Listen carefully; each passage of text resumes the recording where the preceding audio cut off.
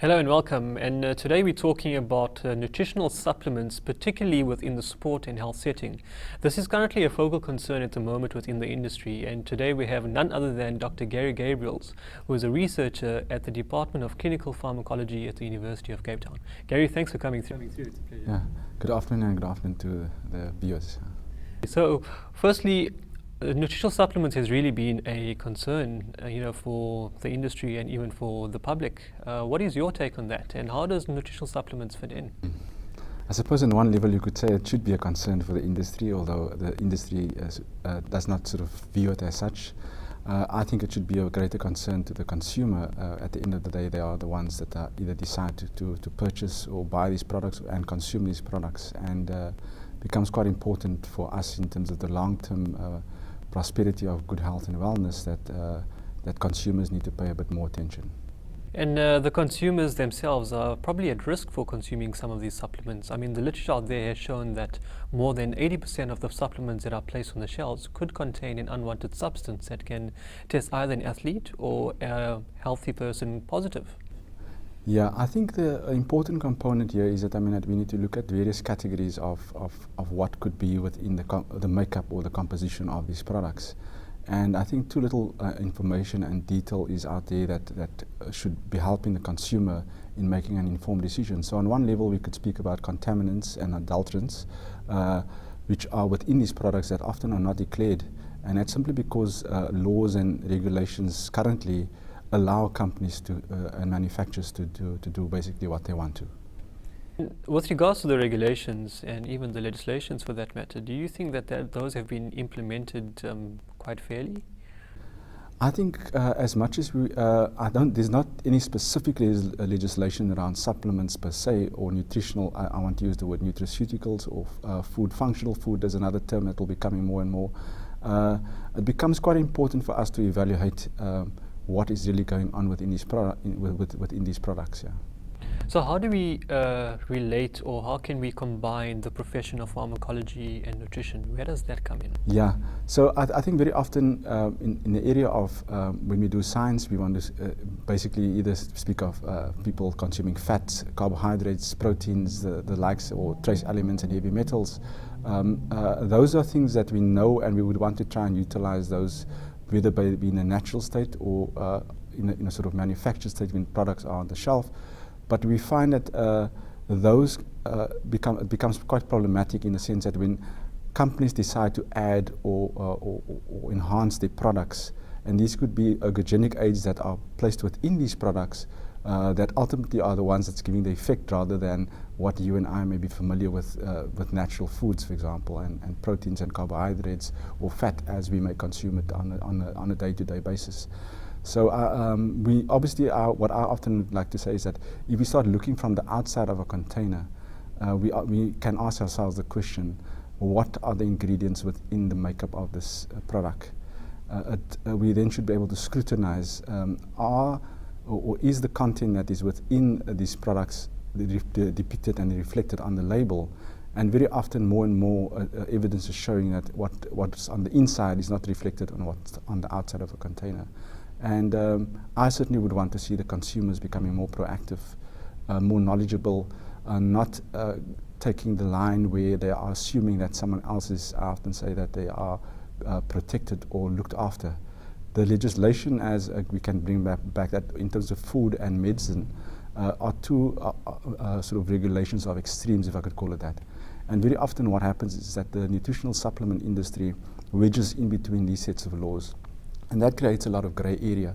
And where there's grey area, it means that people can basically, as I indicated previously, do what they like, and it's more self-regulation rather than regulation coming from an enforcement with enforcement capacity. In South Africa, I think we lack the know-how in terms of the enforcement capability. We don't necessarily have the expertise and experience, which then also lends itself to why we see on our supermarket shelves and in our pharmacies that aisles and aisles are being dedicated to these nutritional supplement products, very often without any sort of scientific peer review evidence. Very often the claims that are made are spurious. The science, pseudoscience that is utilized, and that does not help the cause for the consumer. I certainly hope that what will come out in the near future is where people can have honest, robust communication and let the consumer decide if your product is then good enough. It is a grey area for labeling flaw. I mean, is that what you're saying? Yeah. And with regards to the consumers being more proactive in their decisions to know what's actually contained on and probably what's in the container as well. Yeah. So we have that discrepancy, or maybe that inconsistency for that matter, that what's actually advertised and shown on the outside of the product may not be within. Yeah. So is there any form of transparency that, looks at that kind of challenge that we face? At the moment, in my view, there's none whatsoever. Basically, what happens is that companies utilize an American sort of law, which indicates that people have freedom of expression. So the freedom of expression means that you can basically make any sort of statement, and it will hold up in the court of law within the context of America. And why I'm using America as an example, because very often we find most international brands are the ones that filter our markets, and these products come from abroad without any scrutiny whatsoever by our local authorities. And I think that needs to be a modus operandi that we need to have in terms of understanding how these products come into our market and why does it get into with limited scrutiny or surveillance. And my call would be that that there must be more screening of these products way before the time. The irony of it is that it's only of late, a couple of years or so ago, where some of these products had batch-to-batch sort of. In fact, there was no batch-to-batch numbering of these products, so there wasn't an audit trail if you were to do a scrutiny of these products through a chain of events. Nowadays, they do have batch numbers on these products. However, I still have my speculation if the content, the composition of that remains the same over periods of time, and I think there's lots of research that still needs to be done into that particular area to scrutinize the consistency of products over periods of time. Yeah. I think it's a well-established fact now to understand that with regards to the products that are actually going out there, there's various consumer protection acts that one needs to abide by, and particularly in South Africa there are those kinds of laws that would advocate the need for a product to be firstly ethical and secondly viable for the consumer. Has that been done?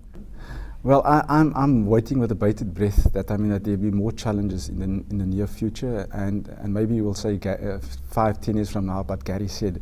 And what is important here is that very often we can relate a defective product. I use it, for example, a television. When a television doesn't function, you get home, it doesn't work, you'll take it back to the manufacturer or the supplier of that. When you have a defective product, how do we deal with that? Does the defect of the product only does it manifest immediately, or is it a time cause effect that the renal failure or liver toxicity or cardiovascular disease, does that only manifest later down the track? And can one, at the moment, we don't have any evidence to show that there's indeed a direct correlation that these products are actually doing that. So we can, I think more and more, we need to gather the evidence of an association. And one of the factors that comes to mind here is that, for example, the Heart and Stroke Foundation have indicated that more and more people within their teens and in their 20s are having these heart attacks and strokes, which is uncommon. Now, is it a lifestyle, and how can we link that particular lifestyle to what people are ultimately consuming? So it's just not a genetic issue. It's something we need to kind of look at greater detail. Obviously, the research costs money, and that in itself becomes an effort, because if we can have generous donations or support for this kind of work, it will mean that science can actually help the cause. Very often in the medical fraternity, I often would say is that it's very easy for us to do the treatment, or the medical fraternity manages to diagnose and treat, but no one pays attention to the cause, and the cause could in fact be environmental. And if we take the environmental issues out of the formula, then we may get to the root cause of issues much sooner rather than later. It's a very important aspect, because teenagers specifically right now are at real risk for consuming these supplements, because they want a quick fix. They want to get lean and big and with high definition muscle in no time, and they believe what these supplements have actually shown, that get lean, get big, but they should actually be more proactive in knowing, and hopefully we can increase the awareness for them, is that it's a timely process if you want to, be strong or be athletic or acquire a certain fitness goal, unless you're taking something which is completely, unethical or against the law. So how do we actually go out there and increase the awareness and educate them of certain supplements that they should be consuming? Look, we have done studies in the area of what information, and more with the context of athletes and elite athletes, but I'm sure one can extrapolate it to the broader population. I think it's important for us to start having that conversation with its parents, where it's peer conversations that we're having. If we can get and insert that even into our social media networks, I think that's the kind of conversations that need to have, where people must have a curiosity and ask more questions and not just believe what people tell them, and actually go and find out what is going on. 9 out of 10 times you find that folk, when they go to purchase nutritional supplements, they're already aware of what they're going to purchase. So what I've picked up in my research is that, that the sales representative doesn't have much influence, but the influence that the sales representative would be along the lines that, it's about selling the product, it's about turnover and making sure that more of a particular kind of product gets onto the market. Just on an aside, recently I also discovered that some of the salespeople are incentivized to consume the product. And one of the sales representatives indicated to me that he would not have been able to afford these products had it not been for this incentivized driven approach. So we need to counter that, and we need to make sure that people need to be made aware that there are other alternative ways in which they can improve good health, and if they want to look good for the summertime, then there are other ways in which they can do that, but it takes time. A good athlete has to put in the hours in order to kind of get the right impact and effect what they want to achieve, and be that for those that are not elite athletes and just want to look good and be healthy. The same applies. You can't be a sort of armchair sort of sitter and think that you're going to make a significant contribution to your own health if you don't put in the physical exercise becomes very important. Yeah. Along with that, what you've just said now, specifically to athletes, is that we have this issue of doping in sports. And it may not just be from the athlete side, but you have certain coaches or certain professionals within the team's setup that are indicating to them to consume some of these certain products because it will assist in their performance. But they themselves don't even know what is actually on the WADA list that contains unwanted substances or not. Yeah. So the big question is, can we legislate, can we regulate, and can we actually form a transparency to prevent this kind of challenge? Because when is the next time we're going to hear a sports player being tested positive for doping? Yeah. So there's countless examples of I think the category we're chatting about now is about elite sport. And it becomes quite important that, my first experience was on the basis of Dutch athletes who claimed that they were tested positive unknowingly. And when further scrutiny was done, it was discovered that it came through the nutritional supplements, and that's how I started my interest in what was unfolding. Because there had to be a level of trust and honesty coming from the athletes, genuinely saying, well, okay, there's a problem out there. So we need to then redirect the energies along the lines of how do we create the right educational and knowledge environment, not necessarily from the WADA list, because the WADA list changes every year as well. And unless you are an elite athlete and you pay attention, which you should be paying attention, but let's, for example, we give athletes the benefit of the doubt, there needs to be, I think coaches also need to be trained in some of these issues, because what our research also showed was that coaches probably have greater influence than nutritionists or dietitians or a biokineticist for that matter on an athlete rather than those professionals who have a better understanding of what's going on.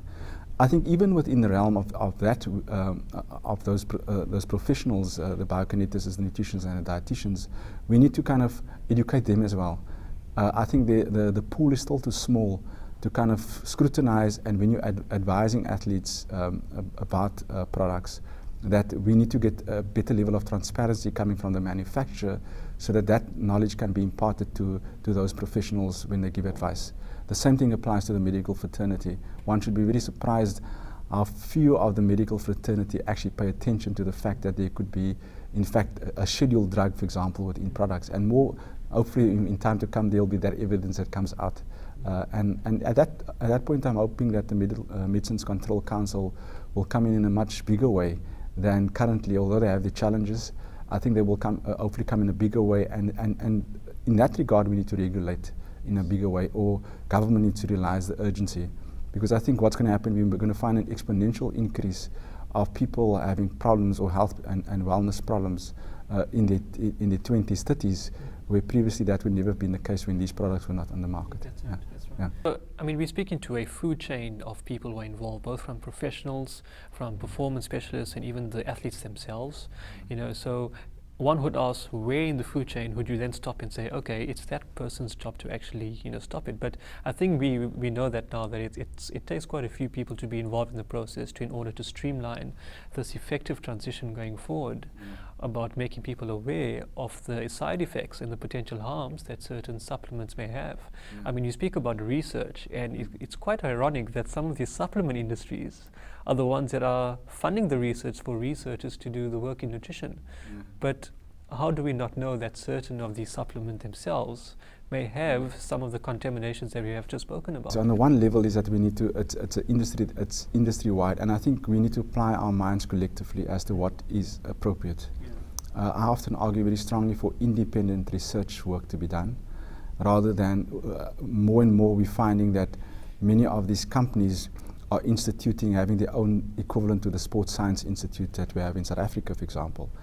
And who knows what information comes out there? Is it only the good information that comes out, or where there's problem information or information that should not get to the ear of the general public? Those things are hidden in boxes and shelves where companies don't disclose that information. And so on one level, we need to argue strongly for independent scrutiny.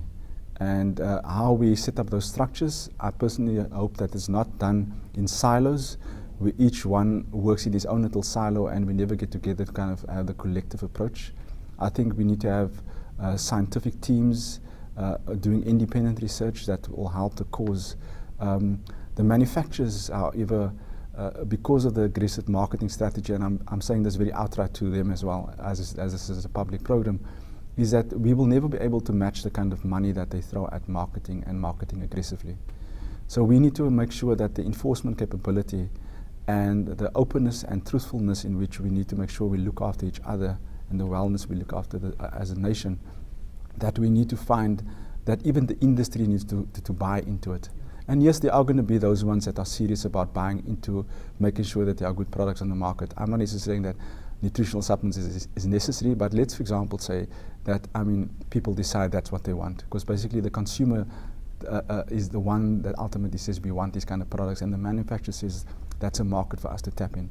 And so I certainly hope that there'll be a fund, maybe down the track there'll be a fund equivalent to the anti-smoking campaigns that we've had, the anti-alcohol campaigns that we've had, where state resources and taxes, where these products are taxed in a particular way in order to help the research endeavor independently. I think that will be a lovely I think that's a nice example, because I think they're trying to use a similar concept within the UK and other first world countries with regards to the sugar and carbohydrate influx within the industry. And I think some of those things with regards to tax rebates or tax exemptions on certain things like tobacco use or drug use, and now maybe with even nutritional supplement use that may pose a side effects, that could be a certain intervention that can be used. Yeah, and I think the important thing that we must bear in mind, our health budget, our Minister of Health is probably, his budget is obviously being increased almost sort of not exponentially, but directly proportionally every year.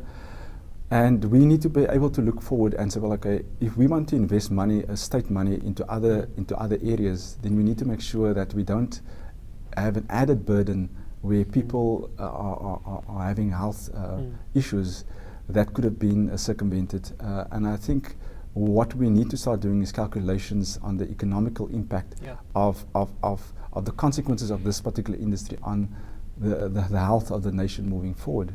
And when we start speaking, as much as we're speaking nutritional supplements now, the same kind of analogies we can start utilizing in other sectors where the food industry, for example. I mean, I would be a strong proponent to say, how do we move back towards natural? That we can have, everybody could have their own nutritionist little garden in the yard, and ensure that that we maintain good health, and that our health budget doesn't sort of go out of kilter. Yeah. I think for a lot of them out there, it's about that quick fix or that convenient approach or the timely factor, that instead of them making a lunch or going to the natural way, have organic foods, they would rather have a shake within a bottle and say, okay, I'll have to do this for lunch because I only got a 5 or 10 minute lunch break. So I think time and technology are definitely factors that are involved within this busy period of these lifestyles that we live. And that is a contributing factor, to what people are actually doing and using supplements to kind of supplement, the challenges that they have. And maybe it's a rude awakening for us to say maybe our lives are it's too much on a conveyor belt. We need to have much more of a rural lifestyle rather than an urban setting of lifestyle where we are rushing from point A to point B, and maybe we just finding ourselves in spaces where we are not investing the time that is needed to manage this machine called the human body. Much more effectively. You've recently published an article on the melamine contamination. Do you want to tell us more about that? Okay, so melamine is it's a very interesting. So some people would speak to melamine as being it's basically board that people can sort of slice up and pulverize, and the melamine compound is a very lovely compound. Which has in each of its sectors it has 2 nitrogens on it, and people speak about nitrogen spiking. I don't want to get to scientific in the end of it, but in essence it's about nitrogen spiking, and everybody knows that with protein we want to have lots of nitrogen present. However, the problem with melamine is much more cheaper to manufacture and produce. And the beauty of it is in some of these products, and I just want to give a bit of background to it, because you find that in China, for example, in 2008, you found there was over 50,000 babies that were hospitalized, close to 300,000 sort of initial cases that came out of that as a result of melamine. And basically what happens is that the melamine product is added to these products to simulate the protein. So it's not real protein. That's what I want to sketch. It's not real protein. And very often we need to be very cautious that some of the manufacturers may be out there to kind of ensure that they make a certain claim, be it 80% or 100% protein. And in fact, it's not 80% or 100% protein. It's much lower than that. And what you do is you know the tests that are used if someone were to test for protein. And unfortunately, melamine, because it's rich in nitrogen, when it shows up when you do the test, will show up much higher. But remember what I'm sketching, so you will have protein. Some will not necessarily add protein to it, they may add the melamine to it. Others will add some protein to it and top it up with melamine in order to make this claim that it's indeed the percentage which they claim it to be. And those are things which we need to start scrutinizing. So the article got a lot of traction, although when I started out with this work, it was never about the protein aspect of it. It's basically you stumbling across and discovering that there's melamine in it, although the melamines in most of the products that I did look at had low levels of melamine in it. The question then comes to mind is that how did the melamine find itself in these products? Is it through the manufacturing process? Is it deliberately added there? If not, then obviously we need to bring that to the attention of those that are manufacturing. And this is where in South Africa we need to get our enforcement capability up, because unfortunately I don't have the capacity to kind of do all this, and the amount of sort of communications that I have to field at the moment takes me away from the science, because I mean that's what I want to explore. So I think down the track one would want to explore the impact of this research currently on each of various proteins that are in the market, and then make sure that that one advises the necessary authorities appropriately. And so there has to be the process by which we gather information, and that costs money. Again, you may feel that I'm speaking a lot about the science costs money to do, but the broader consumer needs to realize that in order for one to prove and have evidence, you want to have evidence-based information, requires the laboratory, the slug work within the laboratory to show that this is actually indeed a problem, and we need to then find the state machinery to say, okay, how do we sort of take this forward, either by taking products off the shelves, off the market shelves, or having a system by which we can say that narrow it down and say these are reputable companies and these are the products that need to be consumed. Yeah. And until such time certain companies reach a particular threshold, you don't allow them into the market. In the UK, for example, prior to the 2012 Olympics, there was about 84 products that were taken off the market. Sheesh. Now that's beautiful because those regulators used a massive event in order to penetrate into a market that says, okay, these are products that are problematic. And I mean, 84 products, it's a sizable proportion. I've not heard of that in South Africa yet. I'm almost certain that in our South African society that the similar products will find itself in our markets. And nowadays with the internet, our consumers don't necessarily have to go into our supermarket chains or our pharmacy chains. They can virtually purchase these things directly from abroad, for example. Right. And we don't have sufficient evidence even to show what's the makeup of those products, because the brand may be the same, but the product content could be distorted depending on where the market is. Yeah. Right.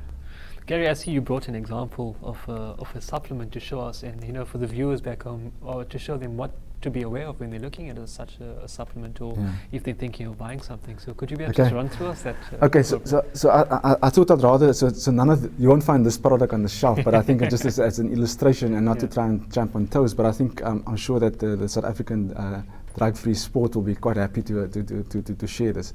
So basically, as I indicated, on the outside we will find that's information on any product label that you look at. Very often, people don't necessarily look at those labels in more detail, and the print often. Sorry for all the elderly folk that are watching, but very often the print will be very small.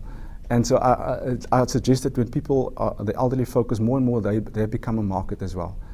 Is to perhaps take a good old sort of magnifying glass and actually study that the content, and the text may be very small. And you'd be very surprised when you have a look at these products, how many warnings are on them already. So I often use the example that when we go for our driver's test, I mean, we need to have a stop sign or a heel sign or a one-way. We adhere to those because if we don't adhere to them, there are consequences. Yet often when on these labels, and sometimes there's up to about 19 warnings on these labels, and very often it will declare, it will say, the companies, there are three things that happen. They'll issue warnings, they'll have claims on the label, and there'll be a disclaimer. All those things, in my view, often is more in the interest of the manufacturer rather than in the interest of the consumer. It's more to safeguard the manufacturer and distributor, but is it safeguarding the consumer? Yes. So my question is that because that information hasn't been scrutinized in its totality or in detail, obviously it's the manufacturer that is safeguarded most of the time rather than the consumer. And I'm hoping out of the exercise, out of this interview that we're doing now, is that we conscientize the minds of many of the consumers of these products that maybe you need to sit back and ask yourself, have you received sufficient information? If you haven't received information, I would suggest that you either speak to the company representative at the store, and you probably find that they'll be very confused, to get the information prior to purchasing the product. Because very often lots of these products are very costly. And I really would wonder to ask how many of the people would actually, when they get back home and have read all these warnings on it, actually have the boldness to take the product back and say, well, but this is dangerous. And so I think I'm not trying to, we want good manufacturers, we want good products. If people are utilizing the products, we want information on these product labels that gives people the choice, the informed choice of consequences that may happen, so that and that needs to be communicated truthfully and honestly to everyone. Fantastic. Gary, thank you so much for coming here today. It's really been a pleasure, and thank you very much for the discussion. Wow, lovely questions you also asked me. Until next time, we will discuss again with regards to humans in fitness with Rushta Musaji. Take care, bye-bye.